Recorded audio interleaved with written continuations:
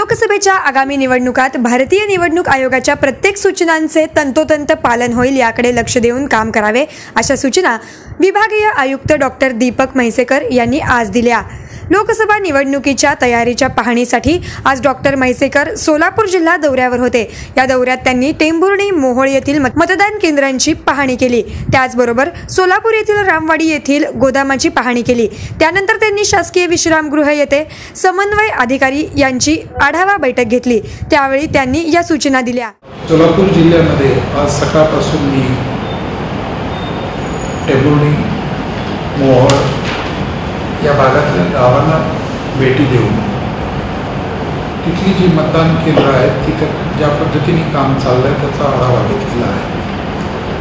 हा आढावा घेत असताना नवीन मतदाराच्या नोंदणीच्या बरोबरच पूर्वी जी काही आम्ही यादी तयार केली ती यादी परिपूर्ण आहे किंवा नाही, त्या यादीमधल्या काही त्रुटी राहिल्या असतील तर त्या दुरुस्त करणे या बाबतीमध्ये मी सूचना दिलेल्या आहेत। दिव्यांग मतदार जे आपल्याकडे आहे त्या दिव्यांग मतदारांच्या बाबतीमध्ये त्यांची मार्क किंवा त्यांना मार्क करून म्हणजे त्यांची नोंद घेऊन त्यांना जर का काही डिफिकल्टी असेल मतदान करण्यामध्ये तर त्यांना व्हीलचेअर किंवा काही पुरवण्याच्या बाबतीत आम्ही सूचना दिलेल्या आहेत। जेव्हाही निवडणूक आयोगामार्फत निवडणूक जाहीर केली जाईल आमची त्या दृष्टीने पूर्ण तयारी आम्ही करत आहोत। इलेक्शन कंडक्ट करण्याच्या दृष्टीने ही मतदान प्रक्रियेच्या बाबतीमध्ये मी आता सांगितलं त्याप्रमाणे या विशेष मोहिमेमध्ये आम्ही प्रयत्न करतच आहोत।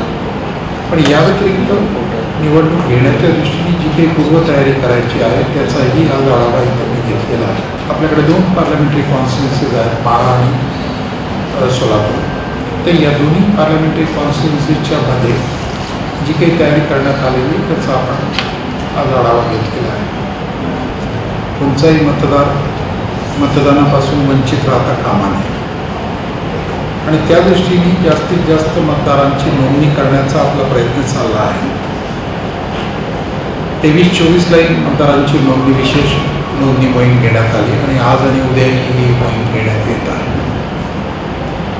प्रामुख्याने पुणे विभागामध्ये आणि पूर्ण महाराष्ट्रामध्ये तरुण थोडेसे मतदारांची नोंदणी आपल्याकडे कमी झालेली 18 ते 19 वयोगटातल्या त्याच्यावरही आपण फोकस करतो आहोत। त्याच्यावरही आपण त्या मतदारांची नोंदणी करून घेण्याचा प्रयत्न करत आहोत। या बैठकीस जिल्हा निवडणूक अधिकारी डॉक्टर राजेंद्र भोसले, अतिरिक्त जिल्हाधिकारी रामचंद्र शिंदे, निवासी उपजिल्हाधिकारी अजित देशमुख, उपजिल्हा निवडणूक निर्णय अधिकारी स्नेहल भोसले उपस्थित होत्या।